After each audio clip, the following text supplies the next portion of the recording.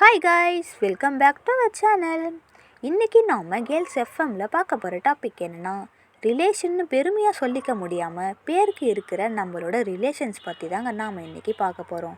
நமக்குன்னு இருக்கிற ரிலேஷன்ஸ் நமக்கு ஒரு கஷ்டம் வந்தால் ஹெல்ப் பண்ணுறாங்களா? கண்டிப்பாக பண்ண மாட்டாங்க. நமக்கு ஒரு கஷ்டம் அப்படின்னா இந்த சொந்தக்காரங்க பக்கத்தில் கூட வரமாட்டாங்க. இதே நம்ம வீட்டில் ஒரு பிரச்சனை அப்படின்னா கண்டிப்பாக அதை ஊதி ஊதி பெருசு பண்ணுவாங்க, ஊரெல்லாம் சொல்லுவாங்க. ஆனால் அவங்களுக்கு ஒரு தேவை வரட்டுமே, எப்படி இருக்க, பார்த்து ரொம்ப நாள் ஆச்சு, இளைச்சி போயிருக்கே அப்படின்னு சுற்றி வளைச்சி அவங்களுக்கு தேவையானதை கேட்பாங்க.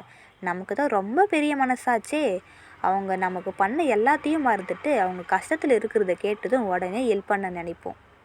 ஆனால் நம்ம கஷ்டத்தில் இருக்கும்போது அவங்க ஹெல்ப் பண்ணலன்னா கூட பரவாயில்ல.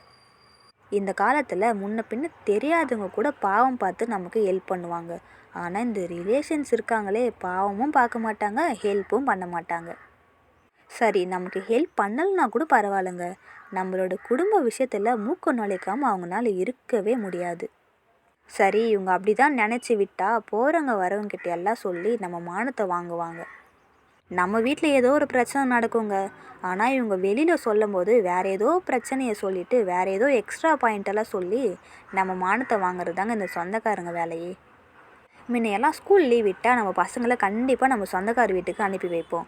ஆனால் இப்போ யாரையாச்சும் நம்ம பசங்களை சொந்தக்கார வீட்டுக்கு அனுப்புகிறோமா? கண்டிப்பாக அனுப்புறதில்லை.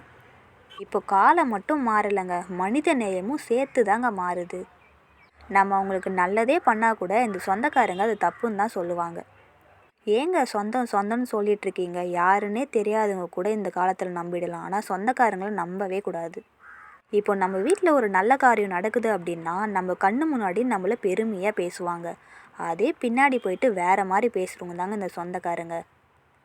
எக்ஸாம்பிள், நம்ம கடத்தை வாங்கி நம்ம ஒரு சின்னதாக வீடு கட்டுவோங்க, அதோட வழி நமக்கு தான் தெரியும். ஆனால் இவங்க இருக்காங்களே, மற்றவங்கிட்ட பேசும்போது யாரை ஏமாற்றி வாங்கி கட்டினாலும் தெரியலை அப்படின்னு பேசுவாங்க. இல்லை நம்ம வீட்டில் ஒரு ஆண் துணை இல்லை அப்படின்னா நம்ம கேரக்டரே தப்பாக பேசுகிறவங்க தாங்க இந்த சொந்தக்காரங்க. அது மட்டும் இல்லாமல் நம்ம குழந்தைங்களையும் வார்த்தையாலே கொல்லுவாங்க. இதே நம்ம வாழ்ந்து ஒரு நல்ல லெவலுக்கு வந்துட்டால் போதுங்க, வெக்கமே இல்லாமல் நம்ம வீட்டுக்கு வருவாங்க. இது வேணும் அது வேணும்னு கேட்குறவங்களுக்கு நம்ம ஹெல்ப் பண்ணுறது உண்மையிலே ஒரு பெரிய பதிலடி தாங்க. இந்த சொந்தக்காரங்களே சுயநலவாதிங்க தாங்க நான் சொல்வேனே. யாரையும் நம்பாதீங்க, நம்ம சொந்த காலில் நிற்போங்க. ஓகே காய்ஸ், உங்களுக்கு வீடியோ பிடிச்சிருந்தா மறக்காமல் லைக் பண்ணுங்கள், ஷேர் பண்ணுங்கள், நம்மளோட கேர்ள்ஸ் எஃப்எம்மை சப்ஸ்கிரைப் பண்ணுங்கள்.